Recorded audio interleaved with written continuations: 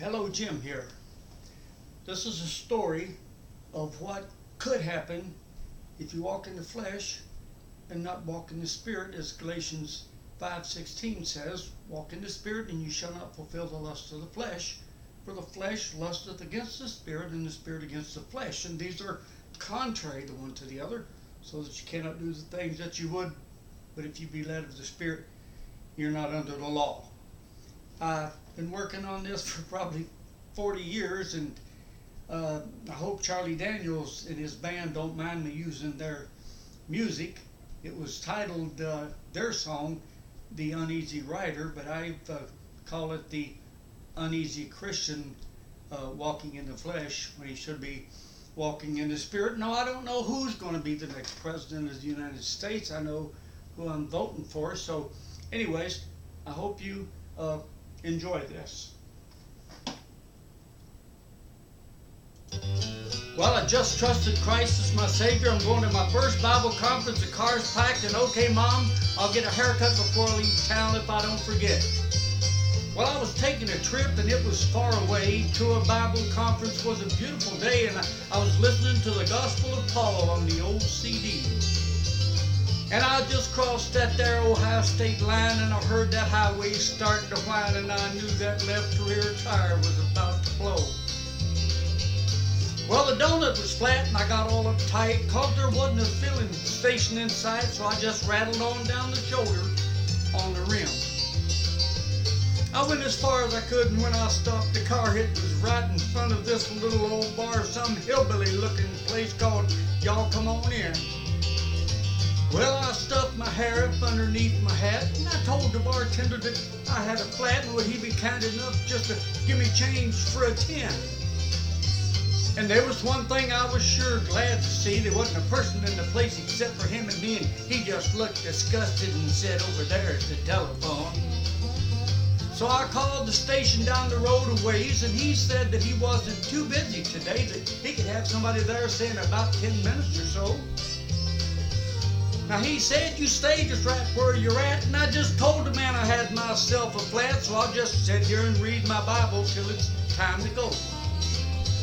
Then I was witnessing to the man standing behind the bar when some fellow walked in and said, "Who owns this car with the Jesus Saves on the bumper and the box of King James Bibles on the front seat?" Well, he looked at me, and I thought I was going to die, and I figured it was best if I just waited outside, so I handed the man a gospel tract and started making my way toward the door. Just when I thought I'd get out of there with my skin, these 5 big dudes come strolling in with this one old drunk chick and some fellow with green teeth. And I was almost to the door when the biggest one said, "You tip your hat to my girlfriend, son." And when I did, all that hair fell out from underneath. I should have listened to Mama. Now, the last thing I wanted was to get in a fight in a hillbilly bar on Saturday night, especially since there was 5 of them and only 1 of me. Well, they all started laughing, and I felt kind of sick, and I figured I better think of something and do it pretty quick.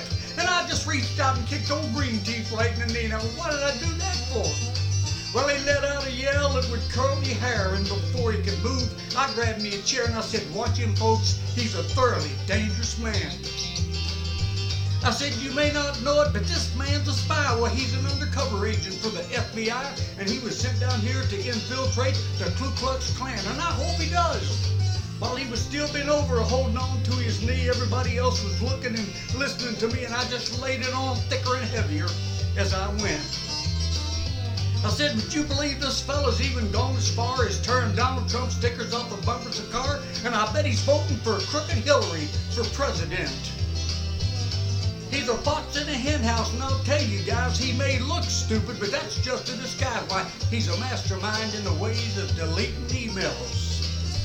And he's a friend of those left-winger entitlement-like gimme cats, and I bet he's even got a Bernie flag tacked up on the wall inside of his garage."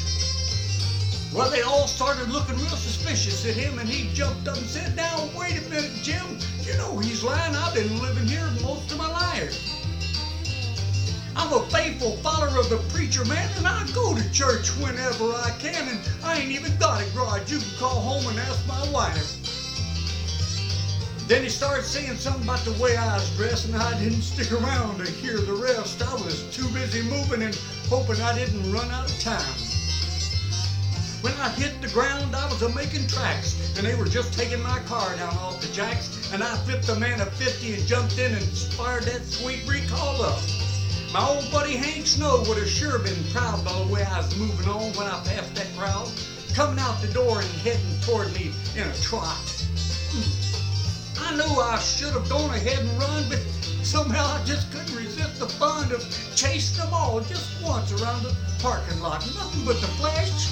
Well, they headed for their cars, and I hit the gas, and I spun around and hit them off the pass. I was slinging gravel and putting a ton of dust in the air.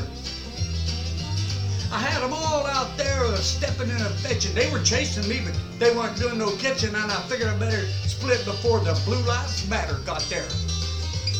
When I hit the road, I was really wheeling. I had gravel flying and rubber squealing, and I didn't slow down till I was always out of that state. You know, Mama told me that there'd be days like this, but I sure never thought she meant there'd be days like this. I wish I'd have stayed home in the bed. No, I take that back. I'm going to that Bible conference, and we're going to have fun learning more about the Lord. So, would you do me a favor? Come this November the 8th, would you be much in prayer?